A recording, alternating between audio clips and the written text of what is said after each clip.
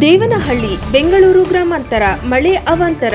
ರಾಜ್ಯದಲ್ಲಿ ಬೇಸಿಗೆ ಬಿಸಿಲಿನ ತಾಪದ ಬಳಿಕ ಪೂರ್ವ ಮುಂಗಾರು ಮಳೆ ಮತ್ತು ಬಿರುಗಾಳಿಯ ಅಬ್ಬರ ಹೆಚ್ಚಾಗಿದೆ. ಗಾಳಿ ಮಳೆಯ ರಭಸಕ್ಕೆ ಅಲ್ಲಲ್ಲಿ ಮರಗಳು ಧರೆಗುರುಳುತ್ತಿವೆ. ರಸ್ತೆ ಸಂಚಾರಕ್ಕೆ ಅಡಚಣೆ, ವಾಹನ ಜಖಂ ಮತ್ತು ವಿದ್ಯುತ್ ಕಂಬಗಳು ಮುರಿದು ಬಿದ್ದು ಜನಜೀವನ ಅಸ್ತವ್ಯಸ್ತವಾಗಿರುವ ಘಟನೆಗಳು ವರದಿಯಾಗುತ್ತಿವೆ. ಅದೇ ರೀತಿ ಬೆಂಗಳೂರು ಗ್ರಾಮಾಂತರ ಜಿಲ್ಲೆಯ ದೇವನಹಳ್ಳಿ ತಾಲೂಕಿನ ಕೆಲವು ಭಾಗಗಳಲ್ಲಿ ಮಧ್ಯಾಹ್ನ ಗಾಳಿ ಮತ್ತು ಆಲಿಕಲ್ಲು ಸಮೇತವಾಗಿ ಮಳೆ ಸುರಿದರೆ ಇನ್ನು ಕೆಲವು ಕಡೆ ವಿಪರೀತ ಗಾಳಿ ಹಾಗೂ ಮಳೆಗೆ ಚಾವಣಿಯ ಸೀಟುಗಳು, ಬೃಹತ್ತಾದ ಮರಗಿಡಗಳು, ವಿದ್ಯುತ್ ಕಂಬಗಳು ನೆಲಕ್ಕುರುಳಿವೆ.